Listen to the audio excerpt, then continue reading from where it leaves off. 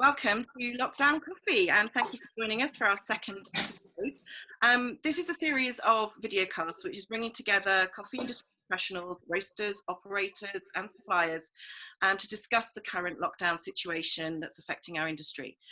We've been through a lot over the last few years as it is, and there's been nothing like this, as we all know. And we want to talk with each other, to each other, about what's happening to help you, the viewer, navigate through the crisis so that we can reassure each other and importantly, prepare for the exit from lockdown, as well as hopefully inspire each other with stories of how everybody's dealing with it.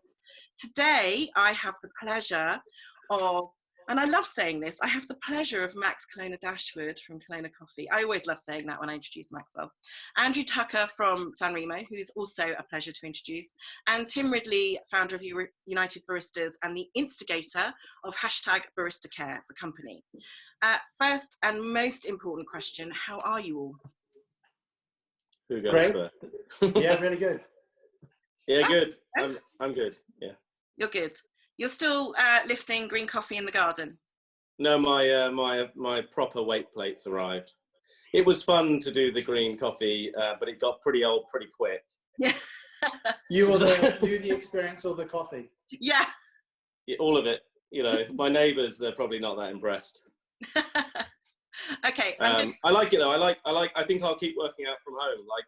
I think lots of people are finding there's habits they'll change because of this whole thing. One of mine is I think I'll continue to work out in the garden. It's not world-changing change, but it's important to me. But I think that's a really good thing to think about as we start the conversations, because that is going to be true of everybody. That's going to be true of our baristas. It's going to be true of our customers. There's going to be a lot of change that we probably aren't ready to sort of fathom out just yet, isn't there? Yeah, I completely agree. I think trying to predict the customer behavioural changes. I mean, there's the obvious ones in your face, everyone moving online for the time being. But what it'll all shake out as out the other end is there's multiple scenarios, I think. And for me personally, anyway, in our company, we're just trying to put ourselves in a position where we can respond to that as opposed to betting on it being one particular scenario. And that's a really good approach to have. What's been, for all three of you, what's been the biggest challenge either to you as a business, running a business, or that you've perceived in the industry? Let's start with Andrew, because he hasn't said anything yet. That's better. This happened to me yesterday. So, trying to come back to your question, Anya, it's very difficult to say what's the biggest impact, because the impact of this has been massive on all of us. I mean, and it was very sudden. I think from our side, it wasn't quite as unexpected, perhaps, as it might have been for a lot of other people in the industry, because Italy are 18 days ahead in this than we are, statistically speaking, with the actual medical statistics. So, and I was in Italy, as Maxwell pointed out, 2 weeks prior to the lockdown. We've lost you again.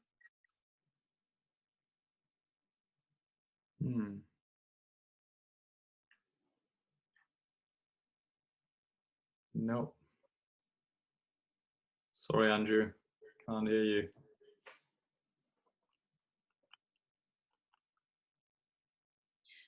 Maxwell, why don't you tell us about the challenges you faced, and let's see if Andrew can sort out his audio while that happens.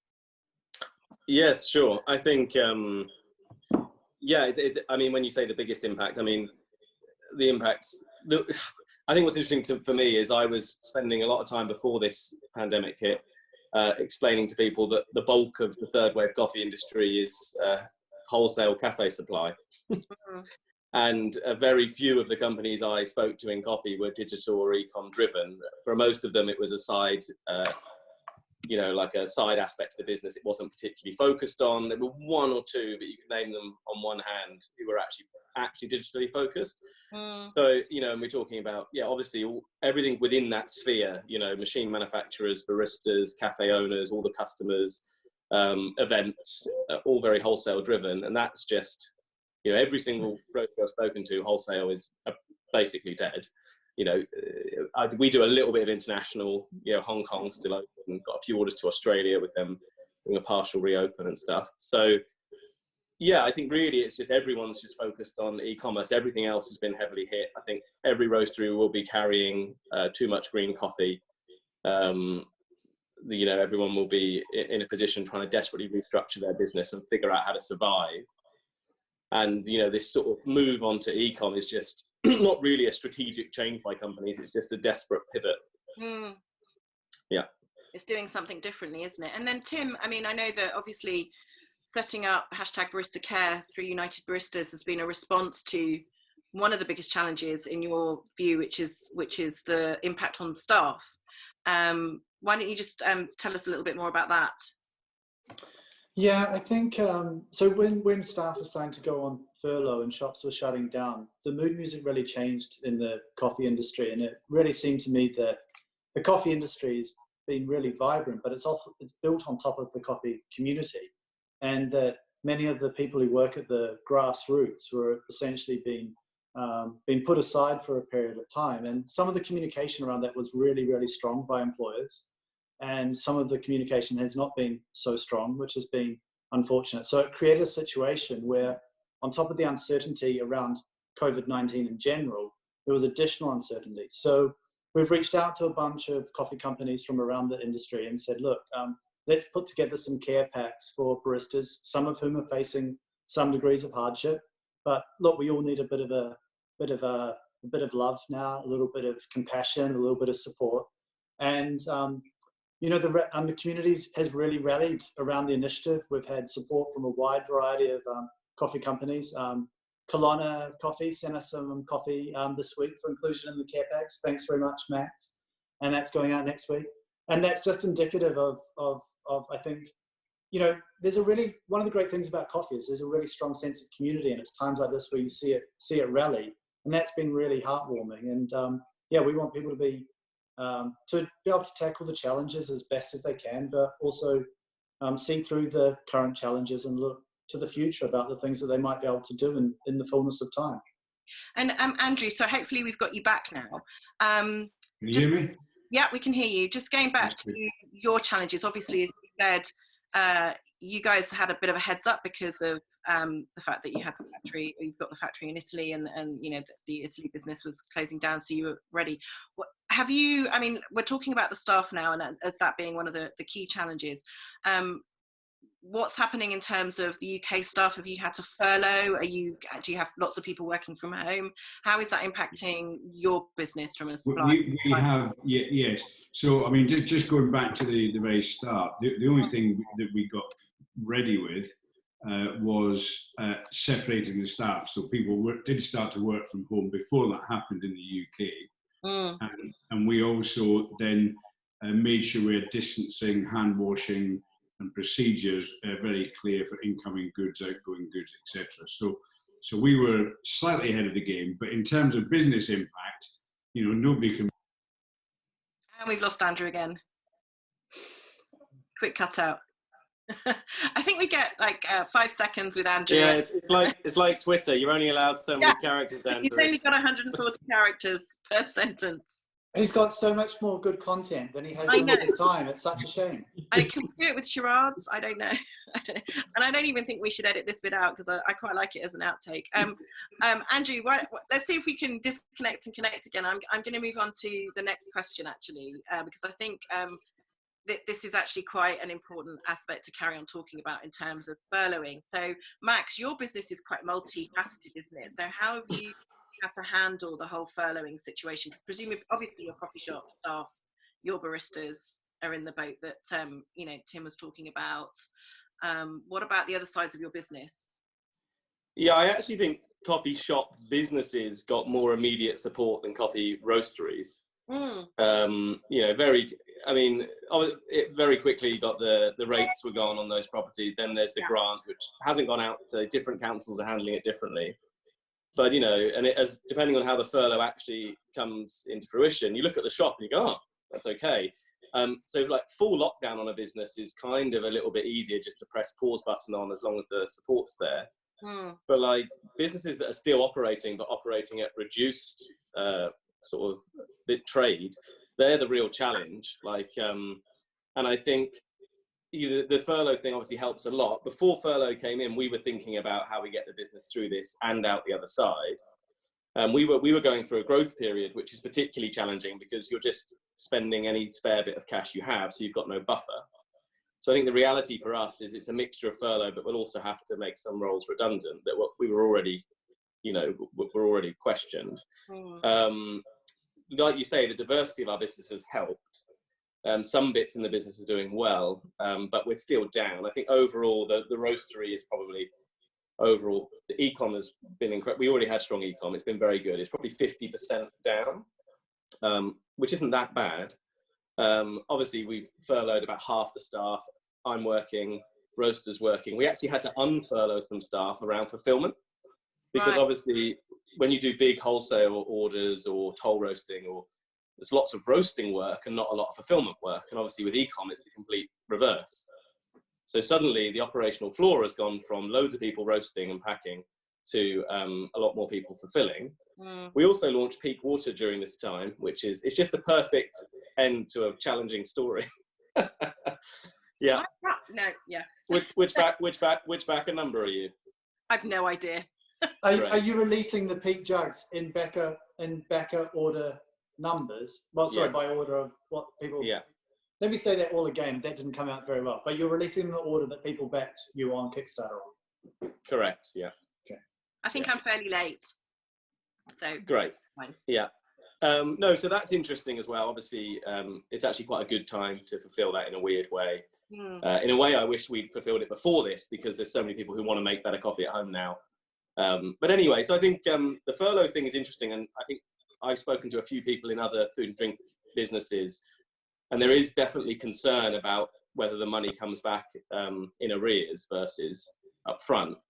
And obviously that's a big challenge for businesses, but more than that, it's a challenge for the staff. They just won't pay the staff, So there's some news on that today, actually. Okay. I see HMRC said that they're going to open the portal on the 20th of April, and that claims should be paid within 6 working days, which would mean that the first funds from government to companies should be transferred in the last week of April sometime.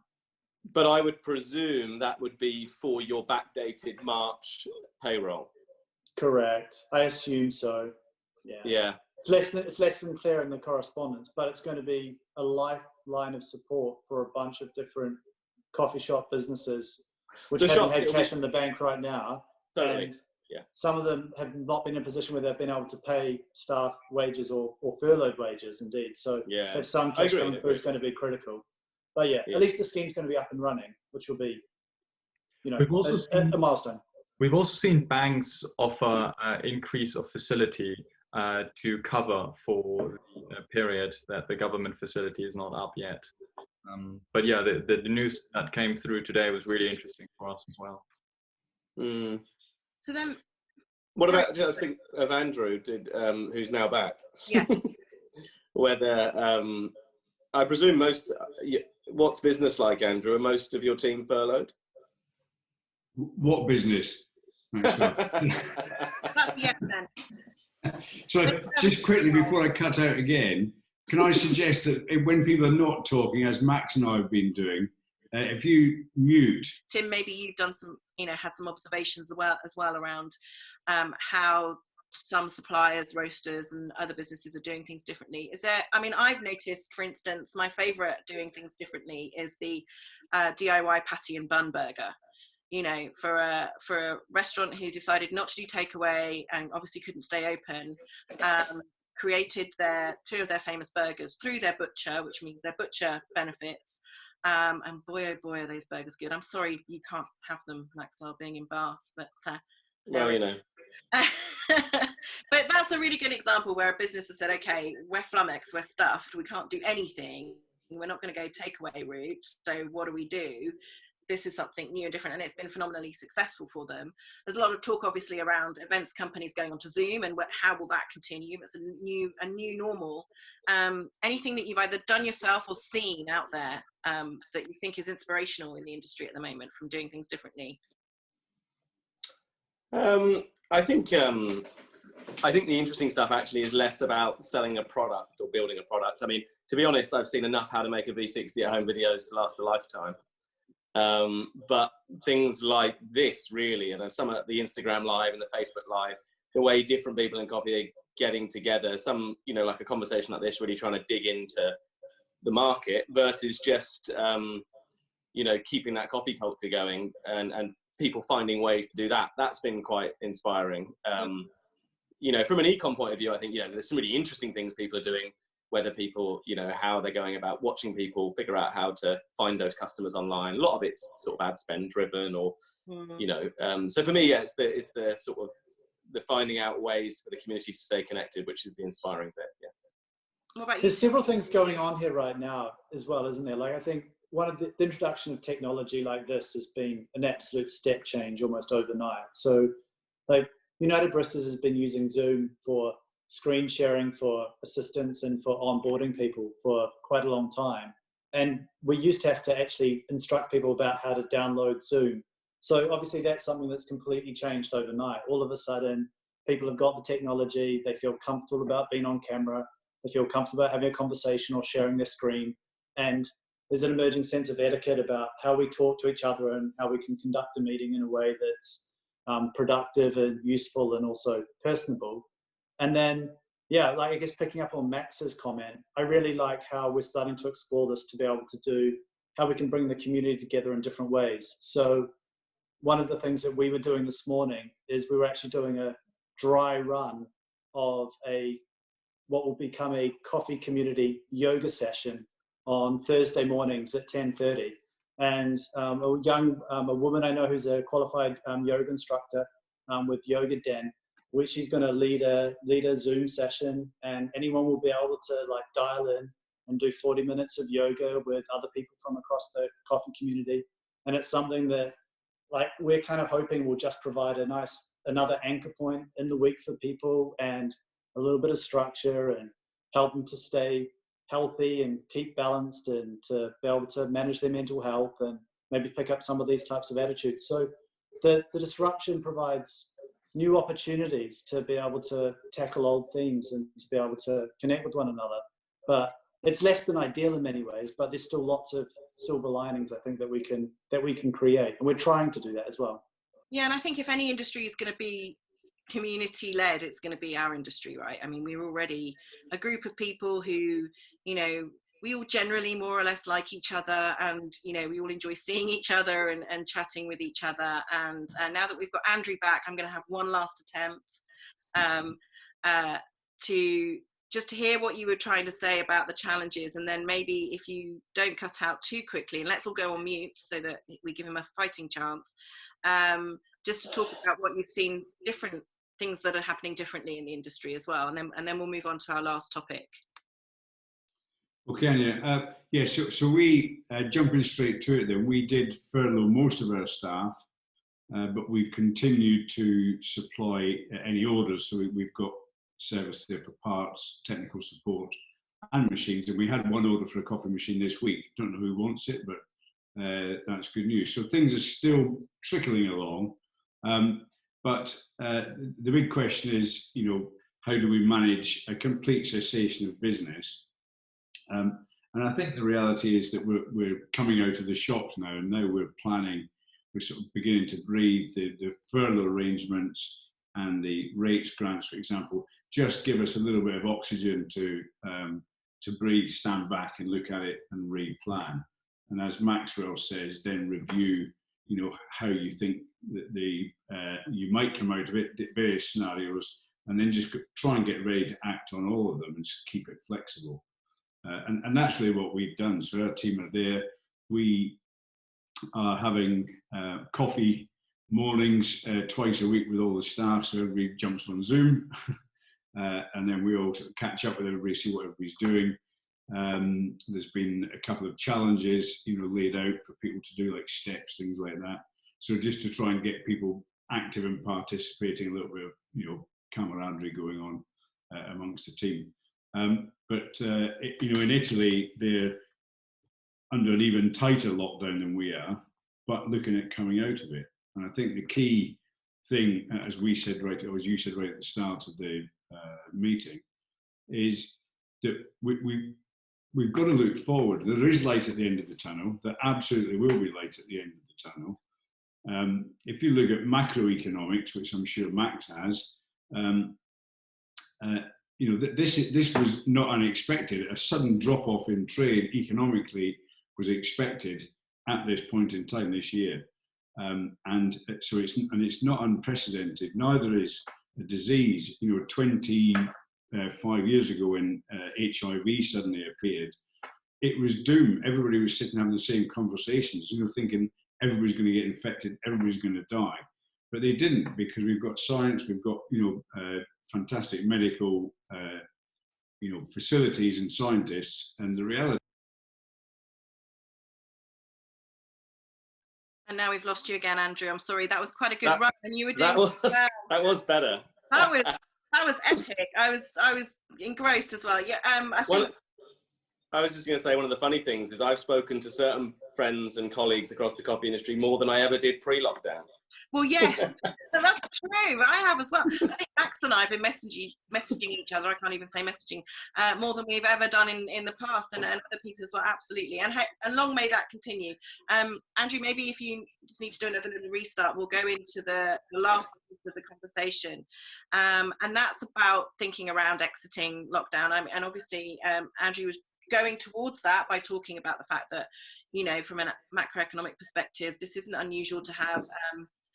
Well, in our life, not just in our lifetime, in the history of economics, massive peaks and massive troughs. This is unusual and unprecedented for our generation, and obviously from a business perspective, we've never experienced anything quite like it. And I don't know how many people or businesses really are considering what it's going to be like going back, because it isn't going to be as simple as opening the shop and in everybody comes, because we're going to have several things happening. We're going to have consumers changing behavior just because they decide they want to work from home more often because their company suddenly supports it and they can, or they decide they don't want to eat out of home because until we get the vaccine there's going to be that concern around contamination, or they simply decide they're scared about the economy and want to save money. And we know what happens, even though coffee as a beverage stays strong, other ancillary items around coffee that many coffee shops provide, such as food, etc., tends to go down. And then obviously with the report that's just come out this morning, that's gone to the government to suggest that coffee shops is one of the first businesses to be opened alongside restaurants and estate agents, bizarrely, I guess, for the property economy. But what that means in terms of preparing the businesses for that, because it may well be that has to be done with all kinds of health and safety, security and cleanliness measures that we've never had to think about ever before. Everybody wearing gloves, people wearing masks, screens in front of the tills, which kind of detracts entirely from the whole purpose of having a coffee shop. Separating tables further than they've ever been, which can in many cases possibly even quarter the number of covers you would have in an establishment. So all of those things we now need to start thinking about. And so I'd like us just to sort of bring an end to the conversation, to think what your views are about that, whether you've started thinking about it, and what can we do as an industry to help each other along. And I'll go with whoever wants to start. I'm happy to. Well, let's just say it's going to be a massive journey, isn't it? Because there are so many uncertainties, and in some ways there's been massive change already, but the big changes are to come. And I think the signals that, at least from the recent media reports, are that there's going to be some form of social distancing until there's a vaccine, and that really puts a timeline at months, like a year and a half or something like this, in that type of order.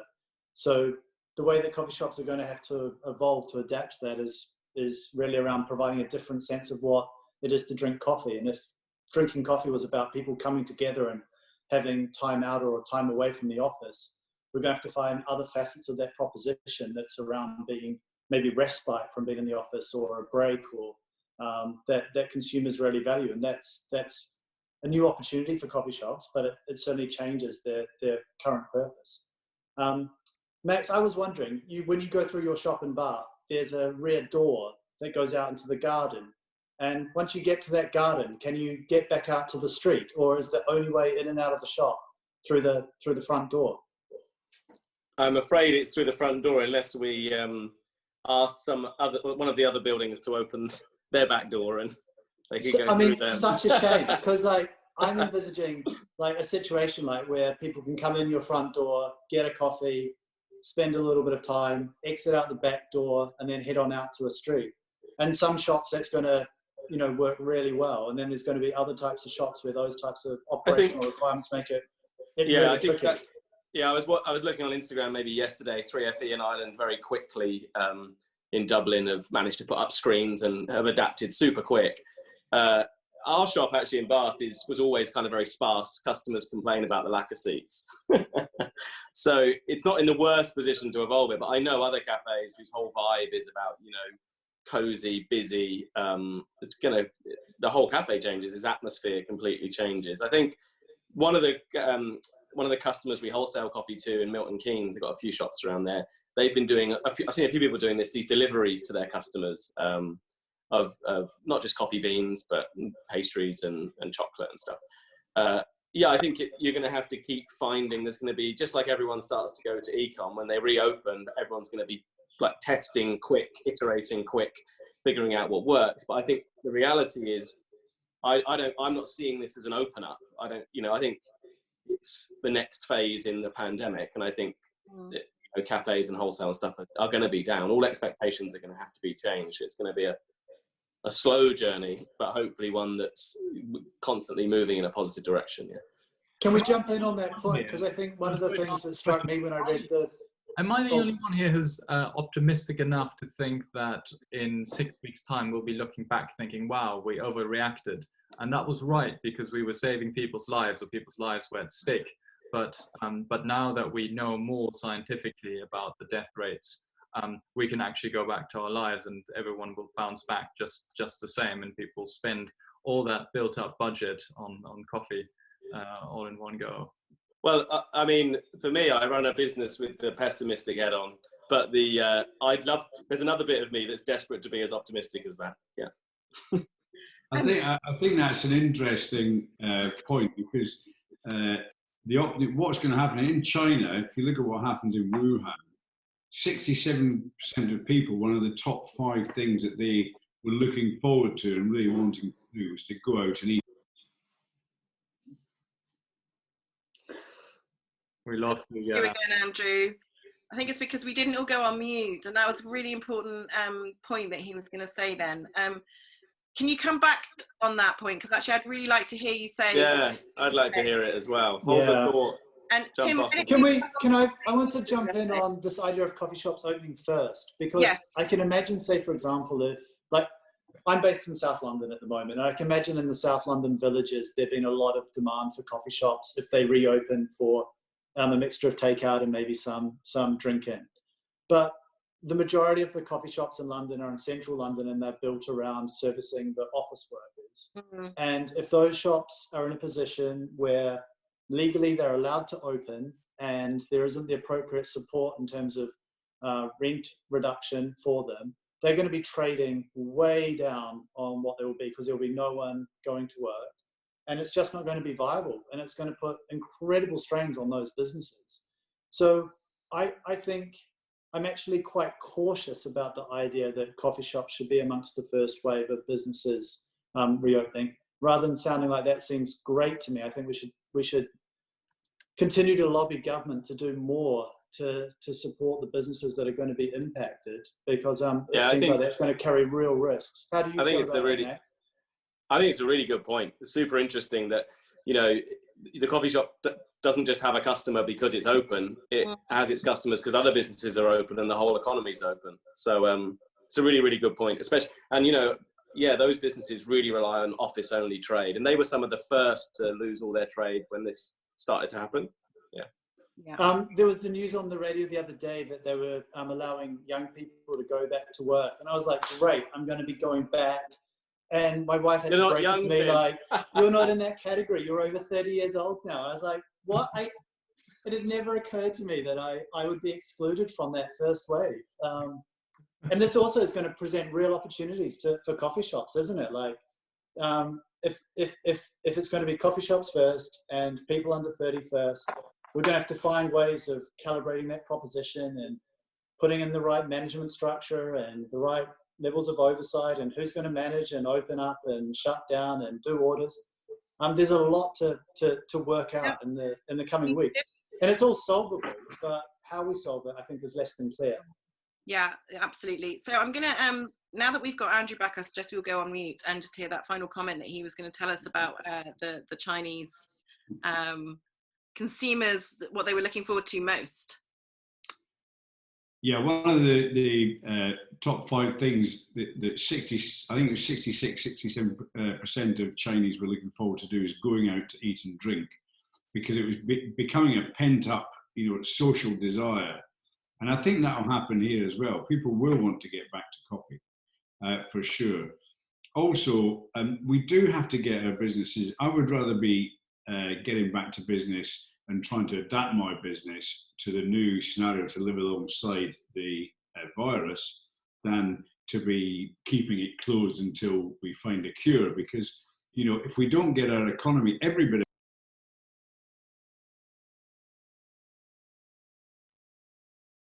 We lost you again, Andrew, I'm afraid. Just like that. And I couldn't unmute myself properly then. I think my cat just pulled something. No, it's a I good think point, Andrew's though. point is a relevant one, right? It's the point that yeah, it is. there's a public health issue and Yeah. there's an economic issue, Yeah, and absolutely. obviously government policy has to manage these multiple and competing demands right now. And I guess the working route is there's potentially some really tricky trade-offs to be made in the coming time about what we're going to value as a society and how we're going to keep everything running and make sure that there's sufficient tax revenues to fund healthcare and infrastructure and all the other things that we want and demand in a contemporary society. Yeah, absolutely. Now that we've got Andrew back, I am going to bring this to an end. Sorry, Andrew. But what you said was fantastic, and it enabled us just to tie it up quite well, I think. Listen, thank you guys. I'm really pleased we brought you together. You're more than welcome to come back to future panels. Next week we've got Edwin Harrison from Artisan, we've got James Hennersby from Roslyn Coffee, hopefully, and he's bringing a guest or two along with him, so it will be an operator panel. We're going to carry on doing these for as long as we're needed to do it, and as long as we can get the message out. Obviously, if you're watching this and you've enjoyed our in and outs with Andrew joining and rejoining, but most importantly, the messages that we've been sharing and the conversation we've been having, then please subscribe to the channel, that usual YouTube guff that you have to do. Share it with people so that other businesses can hear what's happening and what we're talking about, and hopefully can start thinking about things like the exit strategy, etc. And most importantly, stay safe, everyone. I'm going to end the recording here, and we'll see you at the next recording. Thanks, Anya. Thanks, everyone. Okay, guys. Thanks very much. Hang on.